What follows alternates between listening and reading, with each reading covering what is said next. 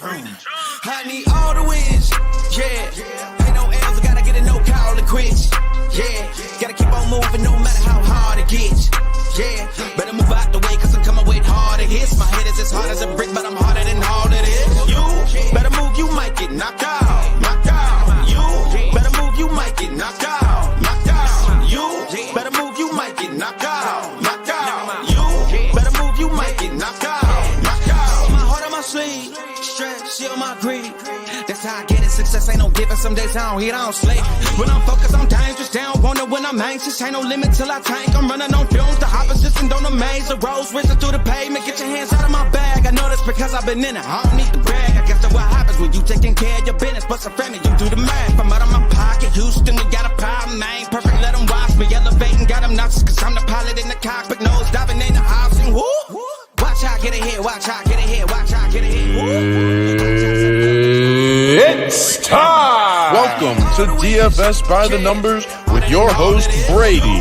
Better move, you might get knocked out. Knocked out. You better move, you might get knocked out. Knocked out. You better move, you might get knocked out.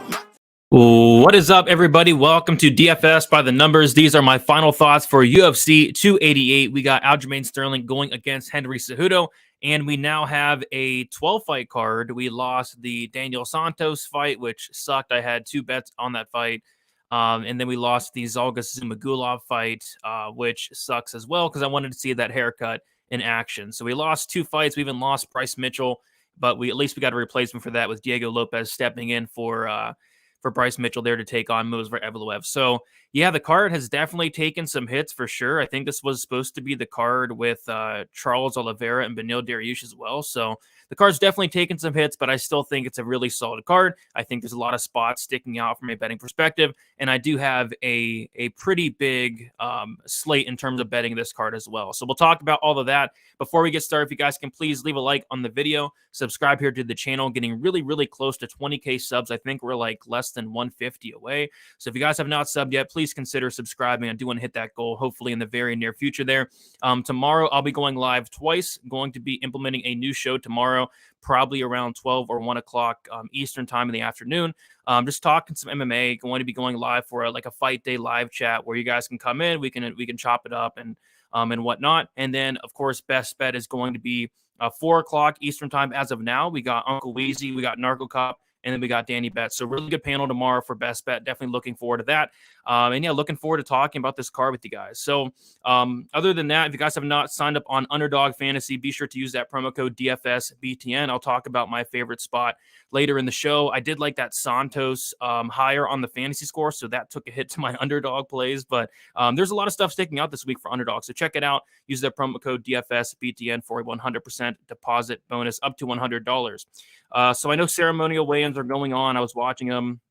I moved the show back just so I could not compete with the ceremonial weigh-ins, but they took like 15 to 20 minutes to start. So I'm going to be going against them for like a couple minutes here. It looks like they are squaring off Bilal and Gilbert as we speak. So they're almost done. So I'll check out the chat. What is up, Sean? How you doing? First one in the chat. Best of luck to you this weekend. We got Tony in the chat as well. What's up, Brady? Great card this weekend. Awesome main event. Weigh-ins and late injuries hurting the card again. Hey, like always. Let's make some money. That is always the goal, Tony. We got Jacob in the chat as well. We got myself in the chat. What is up, DFS by the Numbers? How you doing? We got Jan in the chat. Let's go. Let's get it. Tom in the chat saying, what's up, Brady? I can hear a lot of dogs barking. Let's get it. Yeah, I'm picking like 5 or 6 underdogs. So it's one of those cards where I think a lot of these matchups could go either way. Outside of the obvious Movsar Evloev, Chaos Williams, plays like that. Got LJ in the chat. What is up, what is up? Or let's go, Brady. What is up? What is up, LJ? How you doing? We got Amsterdam saying, let's go, Brady. Andrade is looking good. She's always looking very, very good. We got Bill in the chat. Big Dog Brady, show us the way. Let's get it, Bill. What is up with you? Jacob saying he called the 1-800-GAMBLER hotline. They said 90% of gamblers quit before hitting big, so keep at it. I don't know about that, but there's a couple 1-800-GAMBLER fights on this card, I'd say, but I have bets on both of them, so we'll see how that works out. Tone say, let's go, Toad. Coldest opening in the biz. Appreciate that. Somebody actually really hates my intro. This guy kept commenting that my intro sucks, and he was getting really mad about it, but I don't know. Somebody hates it, I guess. We got Forrest saying, let's go. Hope you're having a good Friday, y'all. Let's go. Let's go. Sammy Ramirez saying, what's up, Brady? Time to make some money. Yes, sir. We got the real Soldier. What's up? What is up? And then we got Smoothie saying, let's go, Brady. Let's go, Smoothie. And we have Serial Chiller saying, hi, DFS. What is up, everybody? All right. Like the video. Do appreciate that. And we're going to just get right into it. So we have the first fight of the card. The first fight was supposed to be the Daniel Santos fight, which I thought was a great fight to kind of kick off the card. So that really hurt with that fight being off. I thought it honestly could have been like early contender for fight of the night, but it is what it is. We're going to go with Claudio Ribeiro going against Joseph Holmes to kick off this card. We have Claudio Ribeiro sitting around minus 175. And then we have Joseph Holmes sitting around plus 150, plus 145. So I do have a bet here. I think like the fight doesn't go to decision, and the under 2.5 could be potential parlay pieces this week. I do a Hail Mary prelim and a main card parlay, and I do have the fight doesn't go or the under 2.5 parlayed in some of those. I think it's a good parlay piece this week. Both guys have a 100% finish rate. We have Joseph Holmes, who has the majority of his wins actually coming by submission. I believe he's a brown belt in BJJ. And then we have Claudio Ribeiro, who has a 100% finish rate, all 100% of those coming by knockout. So if you like Joseph Holmes, you probably look at the submission prop. If you like Claudio Ribeiro, you probably look at the knockout prop. What I did, though, was I took a half unit shot on Claudio Ribeiro to win in rounds 1 or 2 at plus 108 on FanDuel Sportsbook. This guy has 10 wins by knockout, 9 of which come in the first 2 rounds. And then the other win that was out of the first 2 rounds, it actually came in the 5th round, just a really weird outcome there. I think he knocks out Joseph Holmes within the first round here. I think the leg kicks are going to be a big problem here in this matchup. Ribeiro has very hard leg kicks, and this guy obviously has a ton of power as well.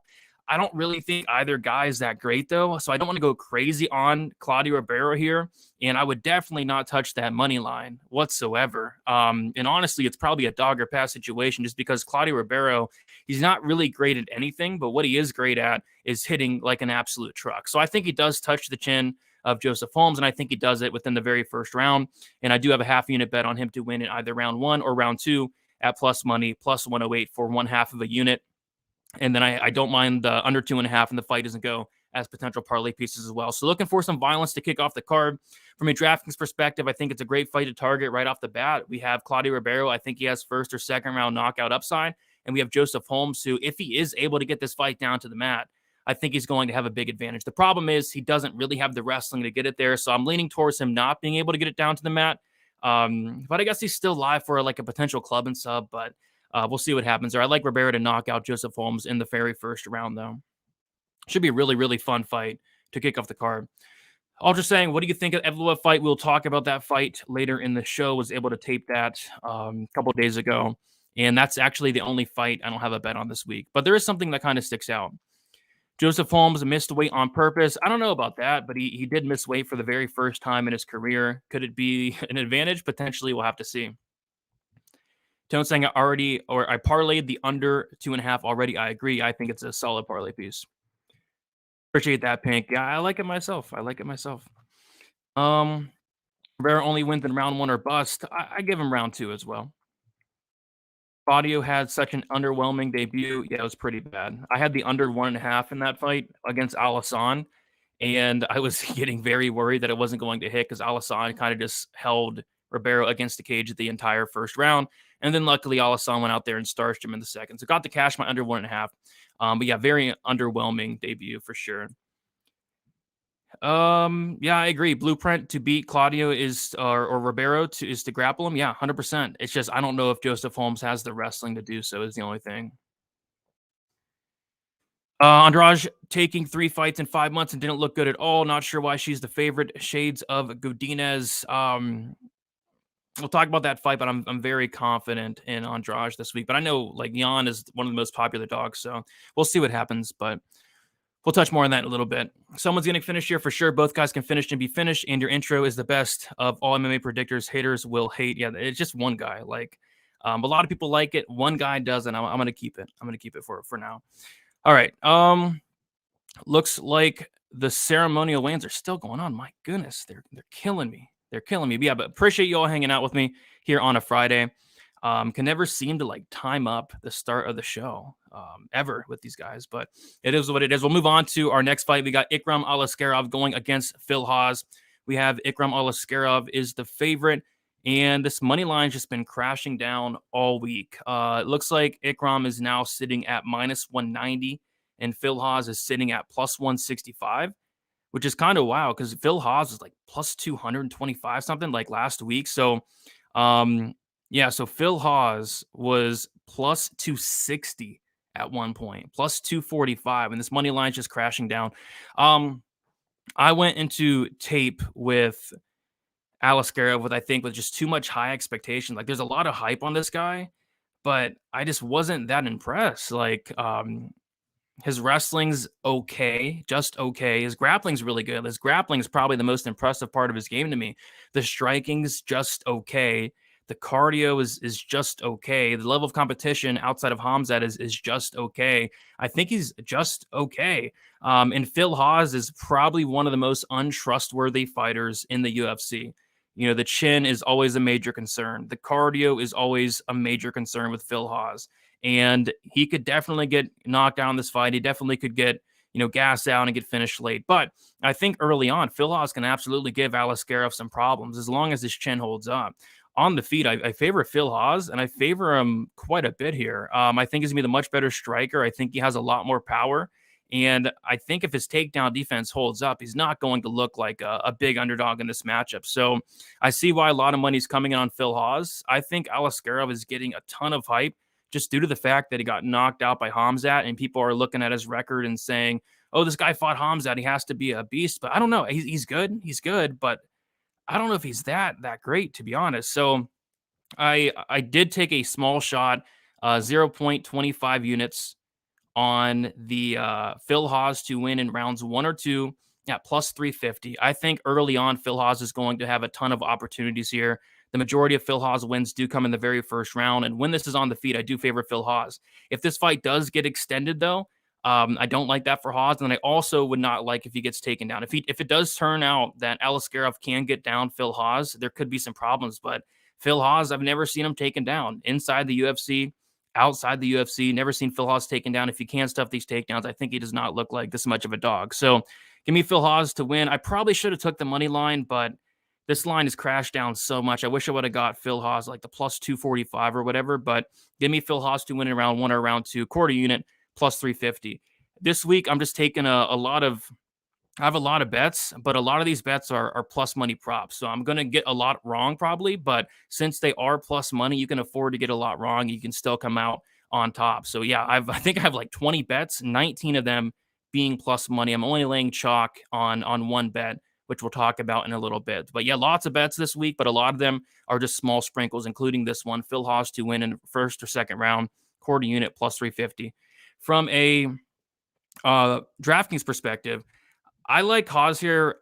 I'd play both sides, though, but I do have more Hawes, actually, just because of this price tag, 7,100 with finishing upside. But obviously, if Askarov does get this fight down to the mat, he's a very good grappler, and he's going to probably have the cardio advantage as well, even though I don't think he has the best cardio. If he can't get on top, he'll do damage. But yeah, Phil Hawes, 7,100, I think is one of the more intriguing pump plays on the slate at this price tag, especially since money's been pouring in on Hawes. I think there's some solid value there with Phil Hawes this week. So yeah, on the Hawes side, you can't be too confident because he is very fragile. He has very bad cardio. He could be winning the fight up until he, gets knocked out. So I don't want to go crazy on it, but I do think Phil Hawes is very live here. All right. Braxton Smith is looking huge at it, guys. A freaking refrigerator. Dixon say, what's up, Brady? What is up, Dixon? Phil Hawes is from New Jersey, if that matters. Yes, he is. Yes, he is. Holmes looks frail to me. Yeah, a little bit. I don't think he's ever been knocked out, but if you get hit by Claudio Ribeiro clean, you're going down. Why would anyone bet on Phil Glassjaw Hawes? I don't know, but a lot of people are, including me with my quarter unit sprinkle. I have a feeling Hawes Malkoons him, as in what he did to Malkoon, like he knocked out Malkoon in 20 seconds. That could be on the table. That's a good bet on Hawes. Yeah, I think that's probably the best bet on Hawes. Plus 350, quarter unit, worth a shot. Do you think Hawes or Kron Gracie has a better chance to pull it off as a dog. With Gracie, I think he has a really good chance. The only problem is Gracie just looks completely uninterested this week. I'm not sure if that's a good thing or a bad thing, but if Gracie gets one takedown, the fight's probably over. I'd lean Gracie, but I think both Gracie and Hawes are. I think a lot of dogs are live on this card. Bill Hawes is not reliable. Absolutely not. That's why you don't want to bet him as a favorite. But as a dog, I think he's super talented. But yep, he's definitely not reliable. Yeah, I just said the exact same thing right there. Yep, Phil Hawes is good as a dog, but never get him as a favorite. Agreed. Against anybody really, because the chin's such a big problem. Yeah, it sure does. It sure does seem like he does, man. I mean, he is in a bad mood this week. All right, guys, we will keep moving on. Then we have the people's main event. All right, we got Parker Porter going against Braxton Smith. We have Parker Porter as the favorite and Braxton Smith as a underdog here. And this is probably borderline like 1-800-GAMBLER. Like how anybody could be confident in terms of at least picking a winner is beyond me. You have both guys who are not that great. I get why Parker Porter's the favorite. He has more experience. He's fought the better competition. He's seen a second round. He's seen a third round. He's seen a decision. He has good volume. He has good cardio. There's a lot of reasons to like Parker Porter, but in the same sentence, like he could get flatlined in the first 30 seconds. Like it is 100% on the table. This guy, Parker Porter, could absolutely get knocked out. Braxton Smith, there's just a lot of question marks, you know? What is his ground game like? What is his takedown defense like? What is his cardio like after 3 minutes? We don't know any of those answers. So yeah, Parker Porter should be favored, but Parker Porter could absolutely get knocked out brutally in the first round. In terms of making a pick, honestly, it's a coin flip for me. Does Braxton Smith touch the chin of Parker Porter within the first 2.5 minutes, or does he not? I mean, I think it could really go either way here. If Parker Porter is able to extend this fight past a few minutes, he's going to win the fight. But he has to avoid getting clipped within the first couple minutes. Like Braxton Smith, the guy's built like a refrigerator. He's huge. He's so wide. He hits like an absolute truck. And Parker Porter has been finished like 7 times. Like in all his losses, Parker Porter is getting finished. So I would not recommend laying chalk on any type of chalk on Parker Porter. It just does not seem like the best idea. Should he be the favorite? Yeah. Does he have a lot of advantages? Yeah, but this is heavyweight and Braxton Smith hits very, very hard. I do have a bet here. It's actually my biggest bet of the card. It's the only bet I'm laying juice on this week. So shout out to Propaholic. I told him I was going to shout him out because he brought up this line to me and he was like, dude, am I high? Like, what's going on? I'm like, and the line is the fight to end by knockout on Bet Rivers -132.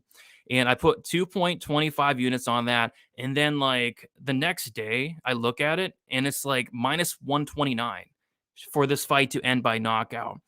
And the fight doesn't go to decision is sitting at like -500 to -650 on some spots. Like this fight is more often than not going to finish inside the distance. And I think they're really overrating the submission prop here with Parker Porter. Could Parker Porter submit Braxton Smith? Sure, I guess he could, but Parker Porter has one sub in like the last 12 years. So I'm strongly leaning it's by knockout here, but I do think a sub could be on the table. So I have 2.25 units on that fight to end by KO. I think the line's moved a little bit. I still think it's -140 to -150. I still think that's solid. And then I did do a quarter unit hedge on Parker Porter to win by submission at +350 because I think a submission could potentially be on the table. But I think they're really overrating the sub this week. Like I thought the sub would be a sneaky spot this week. And I was expecting the sub to be at like +1400 just due to the fact that this guy is not really subbing anybody. I mean, one sub in the last 10 years. So give me the fight to end by knockout here. I think it's either Braxton Smith within the first 2 minutes and 30 seconds, or Parker Porter either gets on top, pounds him out, or Parker Porter gets him out of there, knocking him out standing. But I think this fight does finish inside the distance. The under 1.5 is a very popular play this week, and rightfully so. I kind of wish I would have hopped on it. It opened up at +125. That was there for only 4 minutes, and then it went to like -135. I probably should have hopped on there. I did not. Then it went to -160, and now it's currently sitting at like -185 best price. So very juiced under here, but the under probably does hit. Give me Smith to knock out Porter, but you can't have any confidence in picking a winner here, in my opinion. From a DraftKings perspective, I have a ton of this fight. I think Braxton Smith has honestly 60-second knockout upside. I think he has first round knockout upside. And then I think Parker Porter, if he wins, I think it's probably in the first or second round as well. So love this fight from a DraftKings perspective. And I love violence in this fight as well. 2.25 units on the fight to end by knockout, and then a quarter unit hedge on the Porter submission plus 350.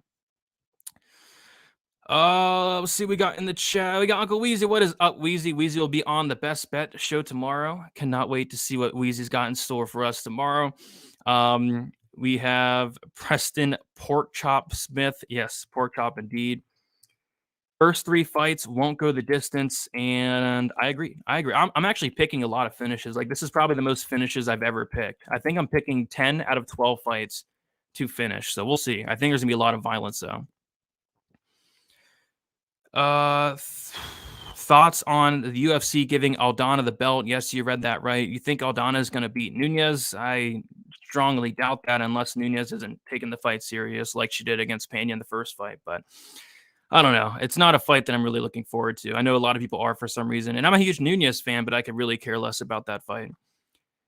Brady, what do you think about the Ikram Kimura? Yeah, what price is on that? Because if he gets Phil Hawes down, he has a very good Kimura. So I could see it, but he has to get Phil Hawes down at first. Porter looked decent on the scales. Yeah, I tweeted that. Parker Porter has been putting in some work lately, and I don't know if people thought I was being sarcastic, but he actually looked a lot better than before. He dropped, I think, 16 pounds. He was weighing in at 264, 265, probably had to cut down to heavyweight, and now he weighed in at like 248, 249. So he definitely dropped some weight. He looks solid. I don't know if that's going to help him here because he is going to be undersized in terms of that weight, but maybe it does. Yep, I'm on it as well. Probaholic, KO, and under 1.5 for me here on the violence. I'm right there with you. Braxton looked huge on the scales. Yeah, the guy's freaking built. Bryce Mitchell had to pull out for some reason. I think it was like an injury or something.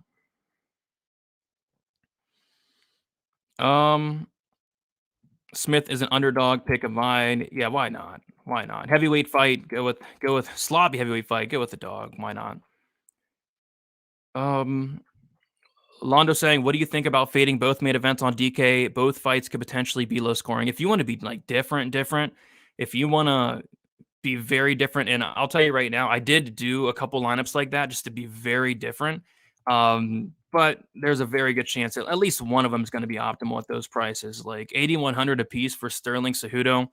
I'd be very, very surprised if that fight didn't score well. And then you got Burns 8,200. Bilal 8,000. I think the winner of that fight probably does score well as also. So it would just be getting very different. And if it works out and you don't have the co-main event or main event, you're going to be looking very good. It's just I don't know if it's going to work out.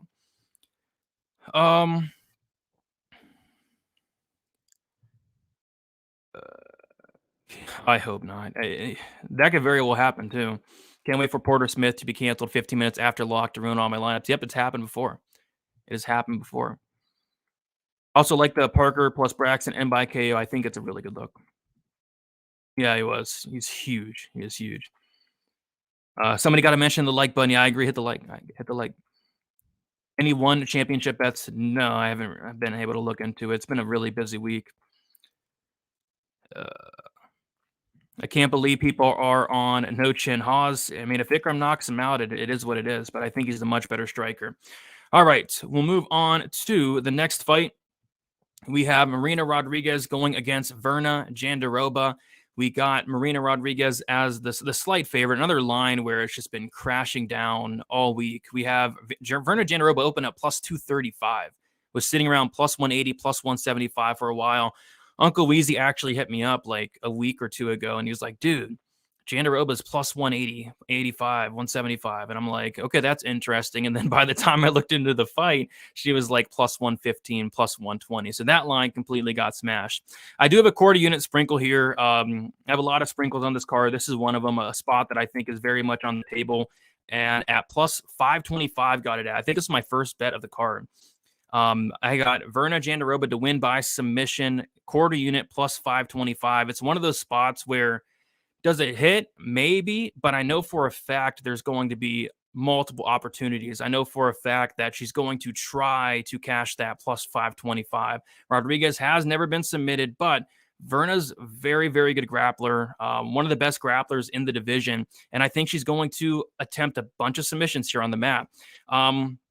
It's a spot now where I'm like, Verna at plus 180, yeah. Verna at plus 110, not as interested really, but I think this fight should be lined very closely. You got a striker versus grappler matchup where Rodriguez is going to have a significant advantage on the feet. I don't think Verna's going to have anything for her really in the striking.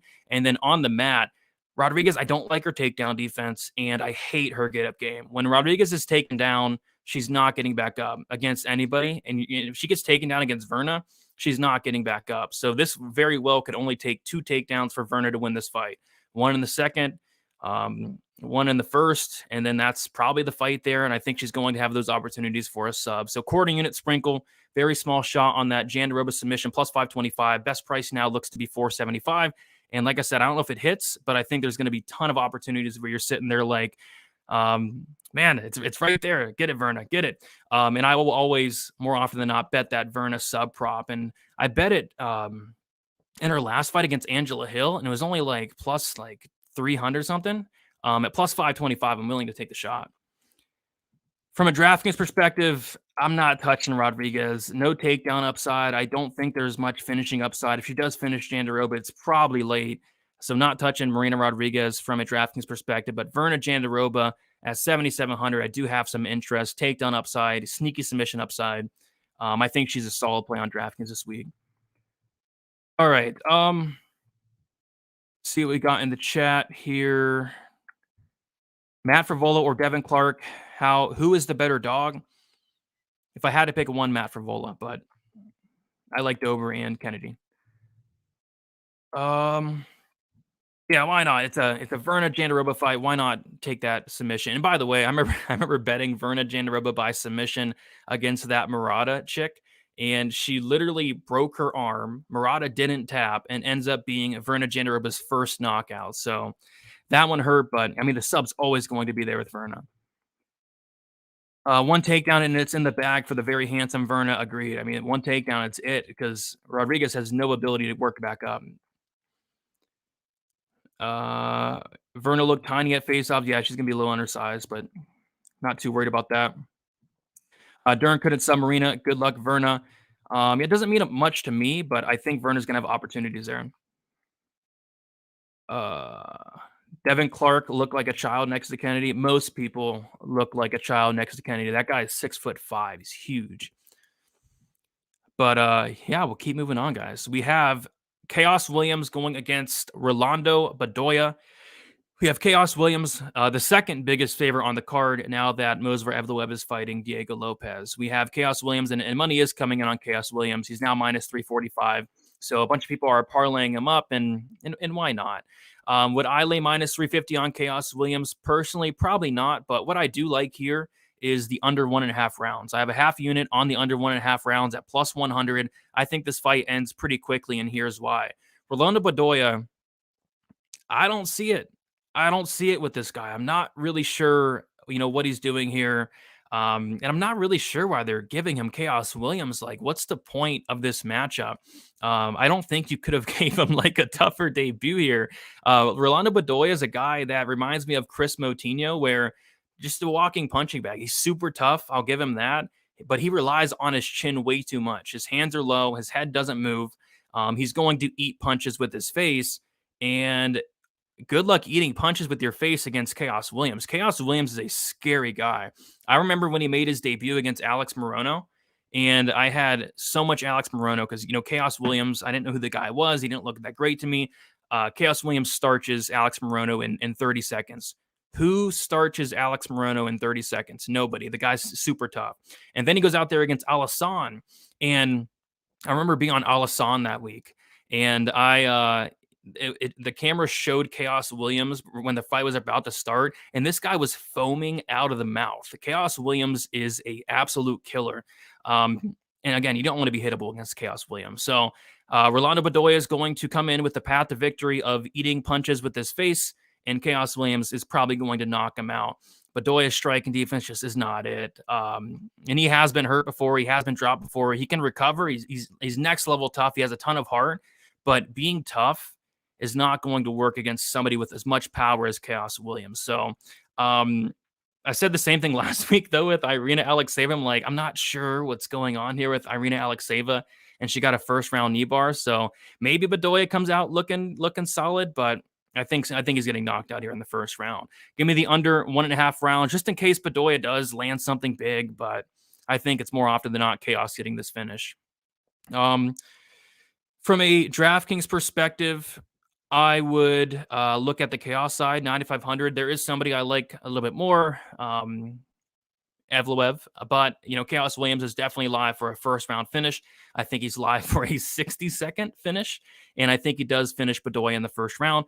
He's probably live for multiple knockdowns as well, so I think Chaos Williams has one of the highest ceilings on the slate, but I think Evloev has a little bit of a higher ceiling. So if I had to pick between one, it is Evloev, but I do have my fair share of Chaos Williams at 9,500.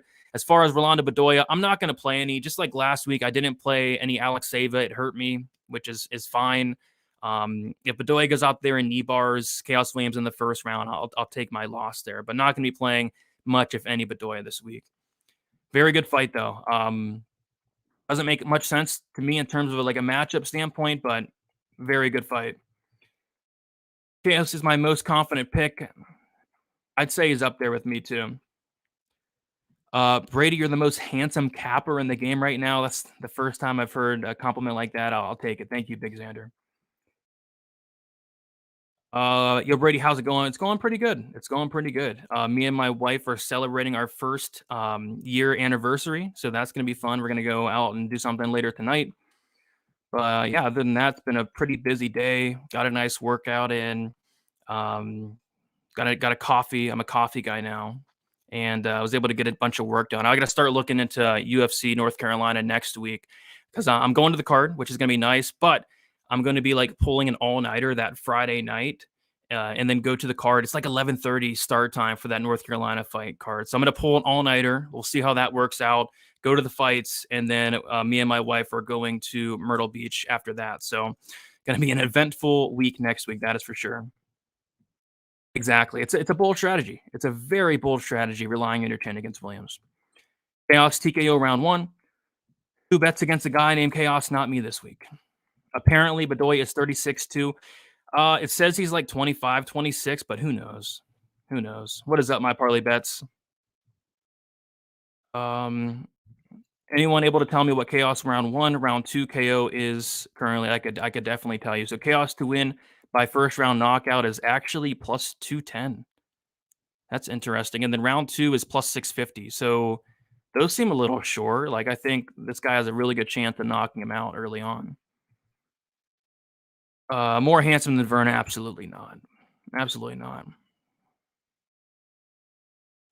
Your wife better watch the fight. Yep, she's going to be going to her first card, so we'll see how that works out. We'll see if she's able to sit there for like 6 hours. Most people don't want to do that. Bilal Muhammad is the underdog. Yes, slight underdog. Yes. Thanks, Brady. I'm hitting them KO round props. Yeah, I don't hate it at all. Don't hate it at all. All right, we'll keep moving on then. We have Kennedy and Zachukwu going against Devin Clark. We have Kennedy around minus 180, and we have Devin Clark around plus 150. So I'm very confident in Kennedy this week. A lot of people on Devin Clark, which I don't know why, to be honest, but Devin Clark is a popular dog this week. The only reason I'm not laying this money line on Kennedy and Zachukwu is because I know for a fact he's probably going to lose the first round. This guy, Kennedy, always loses first rounds. He always starts very slow. The fight's going to start. He's going to walk forward. He's going to put his guard very high, and he's going to do nothing. He's going to do absolutely nothing for the first 2.5 to 3-4 minutes. So I can't bet the money line for that reason. I think it's a great live betting spot. I think Devin Clark probably does win the first round. It's just for Devin Clark to win this fight, he's going to have to hold Kennedy against the cage. He's going to take him down. He's going to have to control him for the full 15 minutes. And the thing with Kennedy is he has great takedown defense, 82%, and he has a very good get-up game. He's very hard to take and control down. And he's 6'5". He's much, much bigger than Devin Clark. We saw that at the ceremonial weigh-ins. He's going to have a massive 8-inch reach advantage as well. When this is on the feet, I think Devin Clark's going to be a liability. Devin Clark, very hittable. I think a 48% strike in defense. And I don't like Devin Clark's chin. He's been knocked out 3 times in the UFC. He's been finished 6 times as well. So I think eventually Kennedy is going to land something, a big shot, a knee, and knock out Devin Clark in the 2nd or 3rd round. But I think it comes in the 2nd or 3rd round. I don't think it comes early.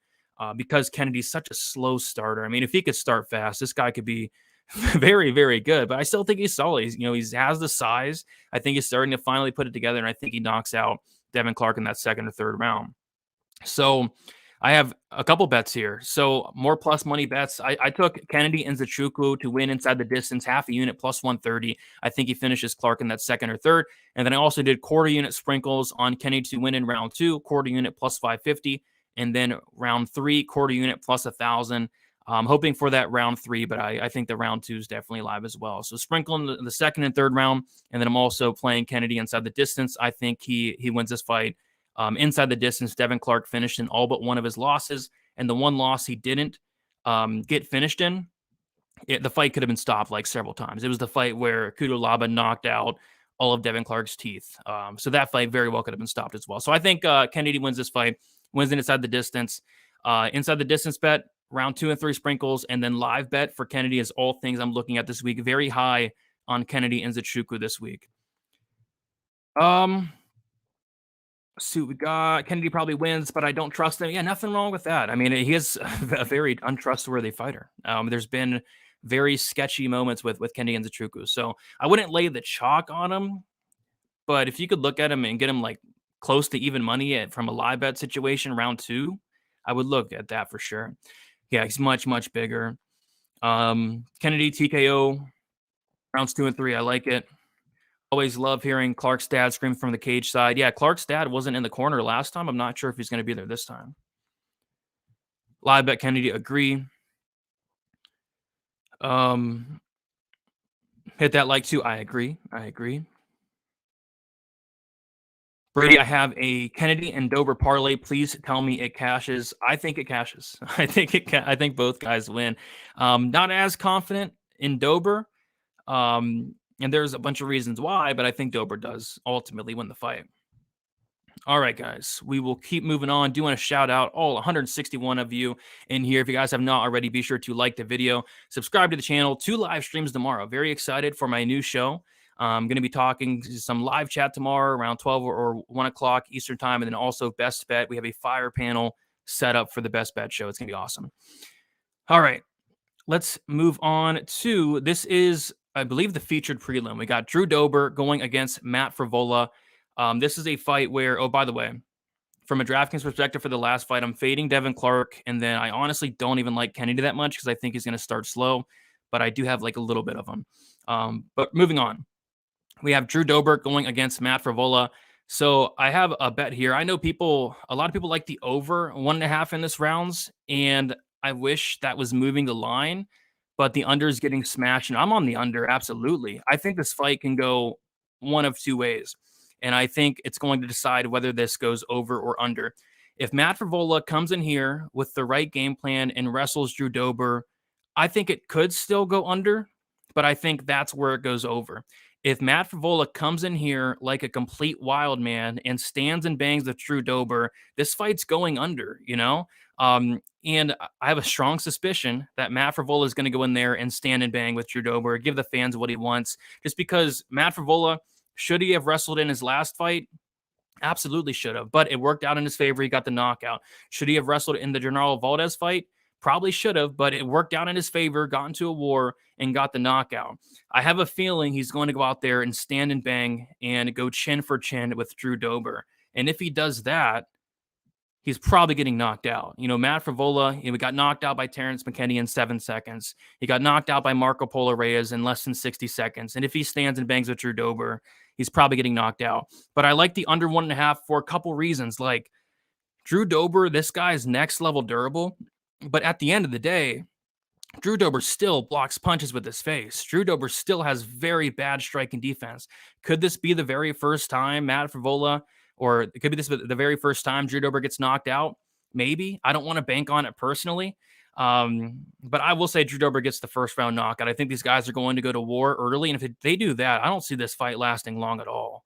So give me the under 1.5 rounds. I have half a unit on it, and what I get plus 105, and it's still around there, plus 105, but it was plus 120. So I waited a little bit too long. I thought more money might come in on the over, but money's coming in the under, which only makes me even more suspicious that Frivola is probably going to go out there with a terrible game plan and get knocked out.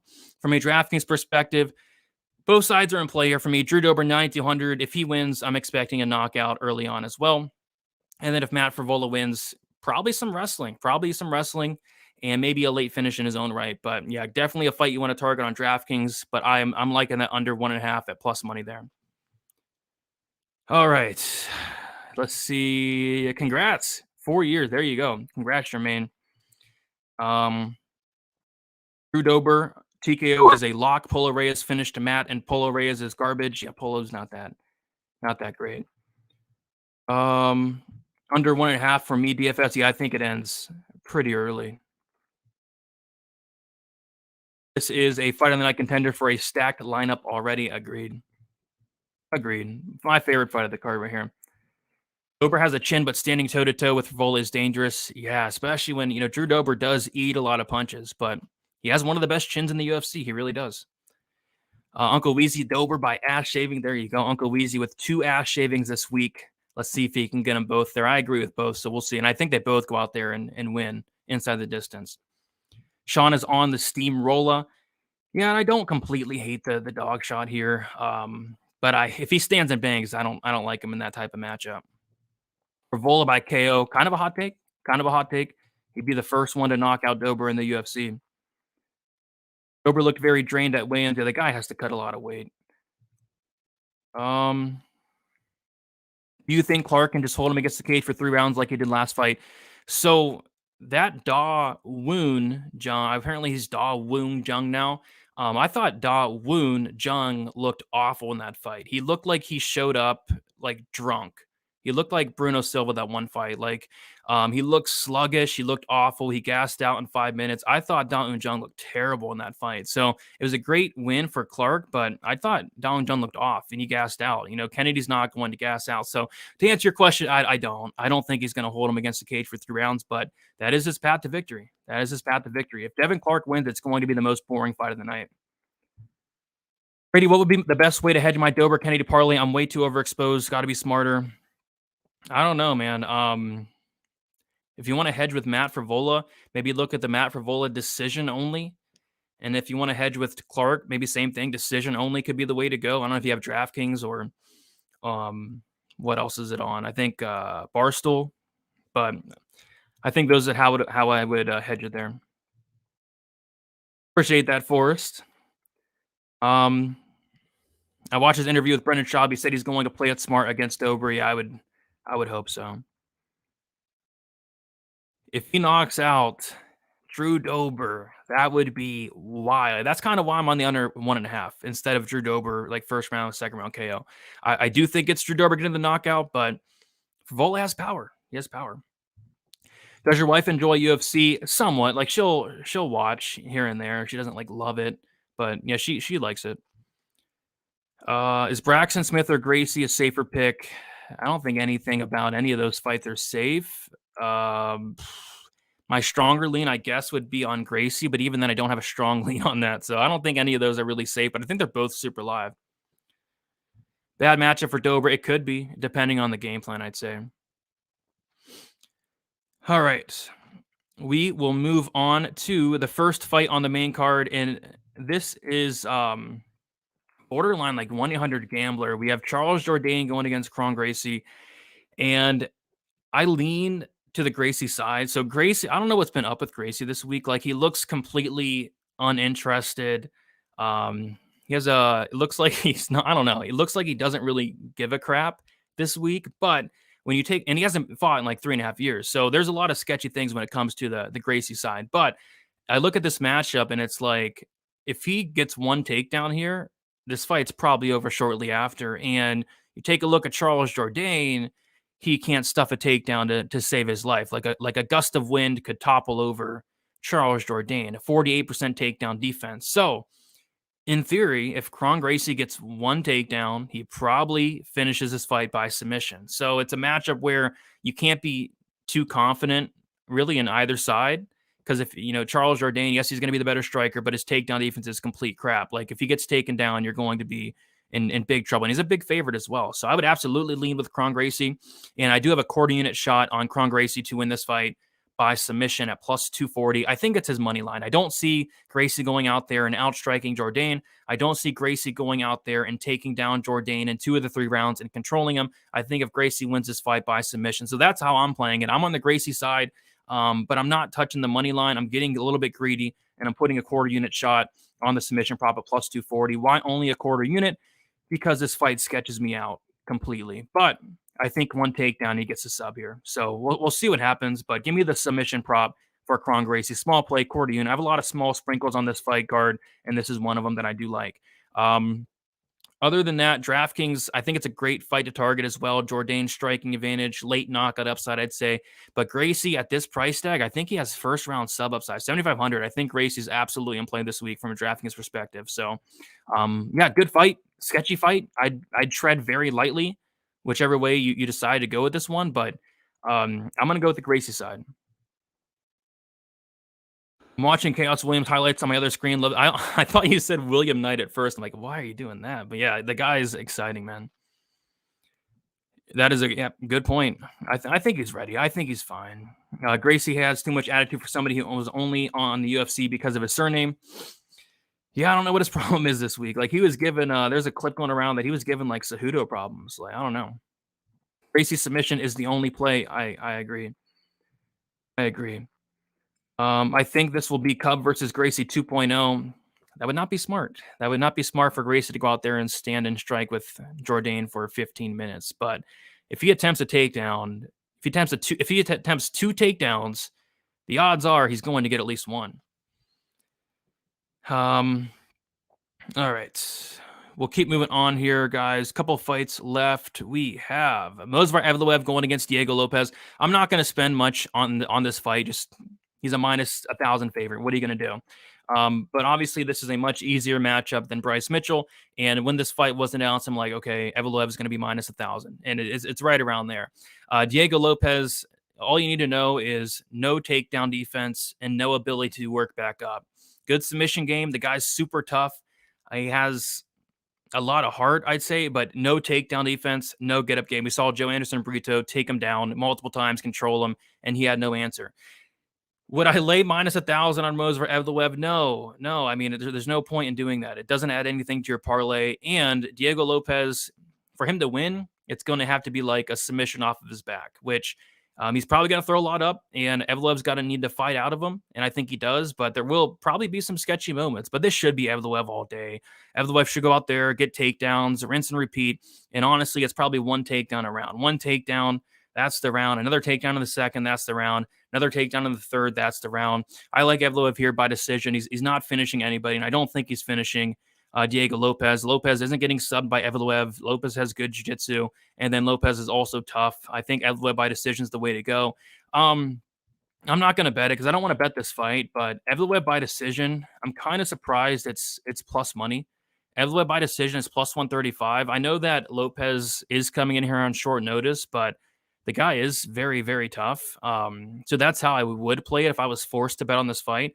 But this is the only fight I do not have a bet on. I don't want to sweat out 15 minutes of Evloev going out there and taking down Lopez, landing ground and pound shot. I guess he could finish him, but I do lean towards that decision. From a DraftKings perspective is where I'm going to have all my ownership on this fight. Lots of takedown upside from Evloev, lots of control time for Evloev as well. I think he has one of the highest ceilings on the entire slate here at 9,400. So love Evloev from a DraftKings perspective. But from a betting perspective, I'm just going to pass. You don't want to take that money line, and I wouldn't really mess around flipping a coin in terms of does he finish? Does he get his first finish in the last since like 2016, 2017, or does he win by decision like always? I wouldn't flip a coin on that personally. Movsar by domination, absolutely. Evloev by submission, good eye. I don't see it. I think if he does win, it's probably a ground and pound. Like Lopez, his jiu-jitsu is pretty good. He's never been subbed. Evloev by sub plus 490. I would lean towards KO, but it's only plus 160. Like, I don't know. if you bet on Evloev to finish this fight, it's probably a spot where you're going to be throwing your remote through your TV. It's like, come on, finish him. Like, he doesn't finish anybody. So I'd be very hesitant laying any finish props on Evloev here. It was his choice. You're talking about my video there? Yeah, it was his choice.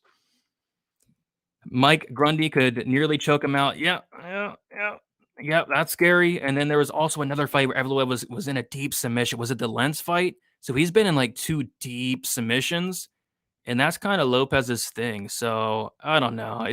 I'm not having any bets on this fight. All right, guys, we will keep moving on. Nothing's a lock, but he's my highest exposed fighter. But I think Williams is like right up there. Like Chaos Williams is like first round upside, whereas Evloev has a ton of takedown upside. So I think they both can score a ton in their matchups.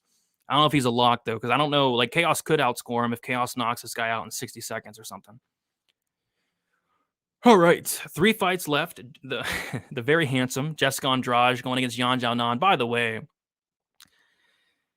never mind. I'm not even going to say it. I was going to say something about Jessica Andrade's OnlyFans. Like, it showed up on my Twitter feed the other day, and I'm scarred for life. Like, I don't know. But this was not something I wanted to see of Jessica Andrade. Anyway, Jessica Andrade is the favorite, and Jan's the underdog. We have Jessica Andrade around minus 190 or so, minus 200. Never mind. Minus 175 money's coming in on Yan. Yan, probably the most popular dog of the week, and I don't get it at all. I think it's a terrible matchup for Yan Xiaonan. I think Jessica Andrade is honestly getting a little bit disrespect. I think people are really low on Andrade after she lost to Blanchfield, and we got to remember she took that Blanchfield fight on. I did not subscribe to no OnlyFans. She took the Blanchfield fight on 1 week's notice. And I heard in an interview, like, she accepted that fight while on vacation. Like, she was on vacation. She's like, yeah, I'll fight. I'll fight in a week. And she shows up. She looks like, she looks like crap. She looks like complete crap. And the striking, everything, she gets taken down sub. Okay, this is a completely different matchup with Yan Xiaonan. Yan Xiaonan is not taking anybody down and subbing nobody. And Yan Xiaonan, what I like about this matchup for Andrade, she has no finishing ability. Yan Xiaonan, no finishes in the UFC. So Andrade is going to be able to walk forward with no problem, with no power coming back at her. And then on top of that, the path to victory is the takedowns. Yan Xiaonan, I really question her takedown defense, and I really question her grappling overall. We saw Carla Esparza take her down, and she made Carla Esparza look like Khabib in that matchup. Carla Esparza's finishing nobody, and Carla Esparza just dominated Yan Xiaonan. Brutal finish. She made Carla Esparza look like a killer. Yan Xiaonan tricked people into thinking Carla Esparza would beat Zhang Wei Li. I mean, that was a horrible look. And Jessica Andrade could take down Yan Xiaonan no problem. And Jessica Andrade, I can assure you, is much more dangerous than Carla Esparza. So for me, this is Andrade, and I'm pretty confidently, as confident as you can be in a WMMA fight. And I think Andrade finishes Yan Xiaonan in very brutal fashion. Yan Xiaonan's path to victory is going to be Andrade coming in here with a crap game plan and just sticking on the outside and outpointing Andrade. But it's going to be Andrade coming forward, landing the bigger shots, having the bigger moments. So even on the feet, I think Andrade is okay. And then if she gets the takedowns and gets on top, I think it's probably a wrap shortly after. So give me Andrade. I have a half unit bet on Andrade to win this fight inside the distance. Half a unit plus 160. I think it's even plus 165. I think she finishes Yan Xiaonan at some point in this fight. Ew. Yeah, I know. It was gross. Yan decision. Yeah, I mean, if she wins this decision, she's not finishing nobody. Most confident underdog. I'm picking a bunch of dogs. Gracie's up there. Verna's up there. There's not one that I'm like in love with though. Braxton Smith's up there. Phil Hawes. My most confident would probably be maybe, I don't know about Gracie. I guess I'll say Gracie, but I don't have a ton of confidence in really any of them. Fight goes the distance. I hope not, for my bet's sake. Andrade still won in the first round. A lot of people disagree with that, but I thought she did, but a lot of people disagree with that. You're right. Andrade should be a confident play. Andrade submission. Yeah, she could sub her. She could TKO her. Yep, she could finish on the feet as well, but she can finish on the mat too. Guys, remember the only lock in MMA is Aaliyah Taporia. Again, it depends on who he's fighting. Yeah, I agree. I mean, the path to victory is takedowns, and I think she does go to it. So we will see what happens there. All right, co-main event. We have Gilbert Burns going against Bilal Muhammad. And I don't have a lot of confidence in both the main event and the co-main event. A lot of people are very confident one way or another in like Gilbert Burns or Henry Cejudo or Aljamain Sterling or Bilal Muhammad. I think both of these co-main events and main events can go either way, and the odds are indicating that. I like Bilal here, and here's why. I think the 5 rounds does benefit Bilal Muhammad here. I really do. But I think Burns is going to have a lot of opportunities early. Like Gilbert Burns early on is going to be very dangerous. He has a ton of power. So the reason I can't bet Bilal here is because I am very nervous about the early threat of Gilbert Burns. Early on, I think he can knock out Bilal Muhammad. But as this fight goes on into the 3rd round, into the 4th round, into the 5th round, that's going to absolutely favor Bilal Muhammad. Gilbert Burns has slowed down in 3-round fights before, let alone a 5-round fight that's going to be very high paced. So if you're on Burns, I would look at Burns by knockout or submission, or Burns by early finish. Because if this fight does get to the 3rd, 4th, and 5th, I think it heavily favors Bilal Muhammad. I do have a couple bets here. Y'all are still talking about Andrade OnlyFans, huh? So a couple bets here. I like the fight doesn't go to decision in the under 4.5 rounds for this reason. I think it's a Burns early or Bilal late type situation. Like I think Burns is very live for the early knockout. He has a ton of power. He's going to have opportunities. If he gets the fight down to the mat, great submission game, right? And then if this fight does get extended, I like Bilal to take over and potentially get a late finish. So I have a half unit on the under 4.5 rounds at plus 120. And then I also sprinkled Bilal Muhammad KO4, 0.15 units plus 3,300. And then Bilal round 5 KO, 0.1 unit plus 5,000. I think if this fight gets the 4th and the 5th round, Muhammad's going to have opportunities to finish this fight. But that is if it gets there, because Burns, I think he's going to be very live early for an early finish. I don't have a ton of confidence, Muhammad. I'm picking him to win, but no confidence really. Maybe a live betting standpoint, because I think Burns is going to win the 1st round. He probably wins the 2nd round. It's just in that 3rd, 4th, and 5th, I do think Muhammad takes over and gets the late finish. So from a DraftKings perspective, honestly, I think Burns is very much in play here at 8,200. I think he has early finish upside. And if he does win early on at 8,200, he's going to pay off that price tag and more. Bilal, I don't hate him. But I don't think he's going to take down Burns early on.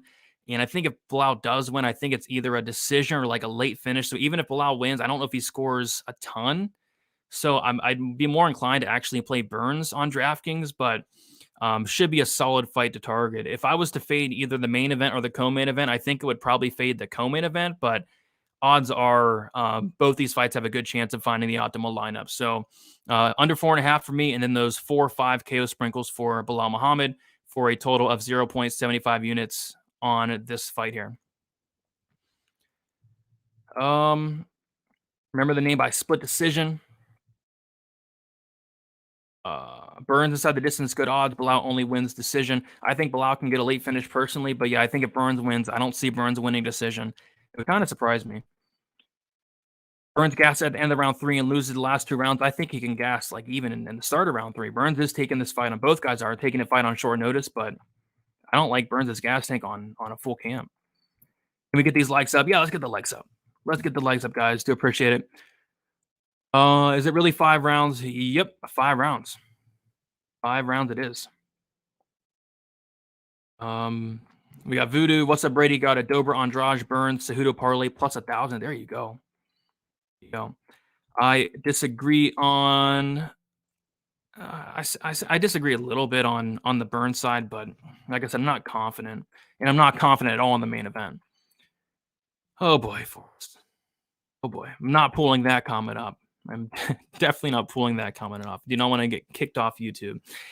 I have Muhammad over 3.5 for plus 224. Don't hate it. I think if there's yeah, I like that. Forrest 4-5 decision plus 170.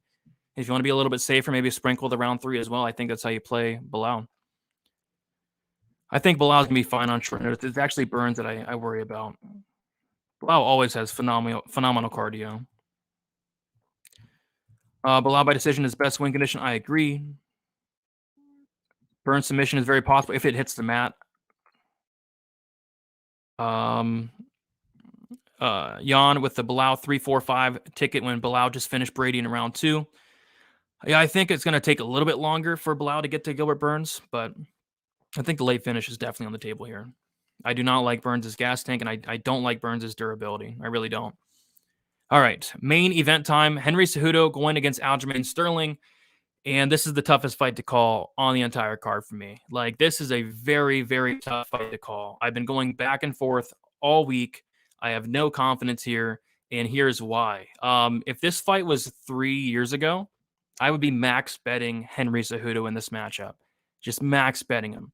But he's taken 3 years off. He's going to be very undersized in this matchup. You know, he's now a 36-year-old bantamweight. What is Henry Cejudo going to look like 3 years later? Aljamain Sterling, I thought it was the biggest Aljamain Sterling hater out there, but after some of the comments I've been reading this week, I'm not the biggest Aljamain Sterling hater out there. Like, people really hate this guy. And I've never been a fan of him, and I never will be, but he is going to have a 3-inch height advantage, a 4.5-inch reach advantage. Even on other sites, it's like a much bigger reach advantage than that. He's been the more active fighter. And he is getting better. But if Cejudo shows up and looks like the Cejudo of old, which is he going to? Is he not? I mean, how can we know? We don't really know that. I think he could absolutely finish Aljamain Sterling at some point in this fight. So it's a fight where you can't be too confident either way. But at least for me, like, I have no confidence. It's like, this is my least favorite pick of the card. But there are some spots that did stick out from a betting perspective. So the first spot I do like is more violence here. I think this is a very violent card. I'm picking 10 fights to finish inside the distance. I think the under 4.5 rounds at plus 130 is a very good look. I have a half unit on that, 4.5 plus 130. And then these Cejudo knockout prop numbers really caught my eye, and I just had to sprinkle them because if Cejudo does show up and he's the Cejudo of old, I think he finishes Aljamain Sterling here in this matchup. It's just, is he going to be the Cejudo of old? That's the big question. But if he is, these KO props are going to be very, very live. So I did sprinkle the second, third, fourth, and fifth KO prop for Henry Cejudo. Round 2, 0.15 units plus 1,900. Round 3 KO, 2,200 for 0.1 units. Round 4 KO plus 2,500 for 0.15. And then round 5, 0.1 units for plus 3,500. 1 unit total on this fight. And I think it's a solid violence spot. Like, Cejudo, he could absolutely knock out Aljamain Sterling, especially as the fight goes on. And then if Aljamain Sterling gets this fight down to the mat any type of way, takes his back standing or even takes him down, Sterling can absolutely sub Henry Cejudo. So I think violence is the best route, at least for me. But yeah, I don't know. I mean, this is a fight that I think could go either way. It all just comes down to which version of Henry Cejudo do we get. So we'll see. DraftKings perspective, it's a fight that I think you got to play like 8,100. You have Cejudo, who has knockout power, knockout upside. You have Aljamain Sterling, who throws a ton of volume, who has grappling upside. I would be fairly surprised if this was a main event that did not find its way on the optimal lineup. So I have a lot of this main event. I do have a little bit more Cejudo for that knockout upside, but I do have my fair share of Sterling as well. I think it's a great fight to target from a DraftKings perspective. Absolutely. So we'll see what happens. Yeah, lots of props sprinkled this week. I have 20 bets, but a lot of those are like really small prop sprinkles, and 19 of those 20 bets are all plus money. So looking to hit a couple plus money spots, come out on top. It's not a card where I have like a lot of like high confidence plays where I want to go out there and lay minus 300 on something or minus 200 on something and just completely smash it. But it is a card where there's a lot of plus money sprinkles that are sticking out, and I'm hoping to hit a couple of those. All right. I will go over my last couple, my final bets in a second, but we'll see what you guys got in the chat here. Cejudo is pulling a John Jones tomorrow. You think he takes down Sterling and subs him round one? No, I got what you're saying. He could come back and look better than ever. Well, we don't know. Aljo's getting dunked on. Cejudo TKO in the second. It's a true 50-50 fight. I see it about it's 50-50. About as 50-50 as you can get. Cejudo round 4 or 5. Yeah, I think it's later. I think it's 3, 4, 5 too, if it does happen. Aljo won an Oscar. Yes, he did. All right, guys. Final bets. Lots of bets. Lots of sprinkles. I only have I think 7.5 units on the line. So it's a card where I have a lot of bets, but it's I think my fifth least biggest card this year in terms of the unit sizing. So I'm keeping it small in terms of the unit sizing, but I do have a bunch of plus money sprinkles. So for the main event, I took the under 4.5 rounds, half a unit plus 130, and then I sprinkled the Cejudo KO prop 2, 3, 4, and 5 for a total of 0.5 units on the 4 of those sprinkles. At big plus money there. So if Cejudo does knock out Sterling in the second, third, or fourth, or fifth round, it's going to be a very good night. Burns Muhammad under 4.5 rounds, half a unit plus 120. And then I also sprinkled the Muhammad KO 4 and Muhammad KO 5 for a 0.25 units total on those two. I have Kennedy and Nzechukwu winning inside the distance, half a unit plus 130. And then I also sprinkled the round 2 and round 3 prop for Kennedy, quarter unit on each. I have the Chaos Williams under 1.5 rounds, half a unit plus 100. Drew Dober under 1.5 rounds, half a unit plus 105. Jessica Andrade inside the distance, half a unit plus 160. Quarter unit sprinkle on Jandaroba decision or Jandaroba submission plus 525. Quarter unit sprinkle on Gracie submission plus 240. Quarter unit sprinkle on Phil Hawes to win in the first or second round.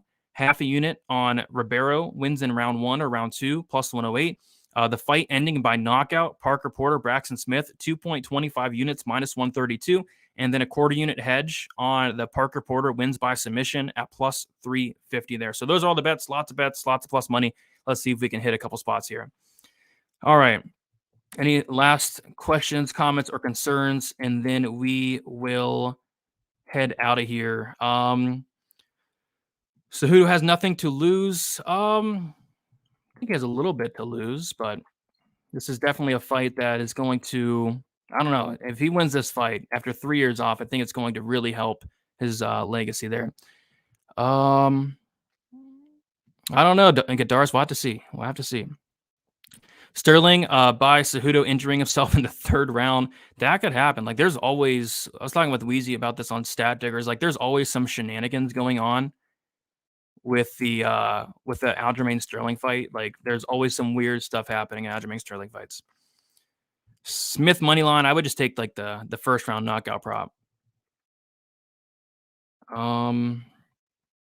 Thoughts on Sterling saying he wants to move up and fight Volk? I think he should focus on this fight here. All right, gonna head out of here, guys. Thank you so much for watching. If you guys can, leave a like on your way out, subscribe to the channel on your way out. Check me out tomorrow, going live around at noon to 1 o'clock Eastern time tomorrow for a Fight Day live chat, and then also going live for best bet around 4 o'clock Eastern time as well. Best of luck. Good luck on your bets. Good luck on your picks, and enjoy the fight. Should be a very fun card, or at least what we have left of the card. See you guys later. Peace.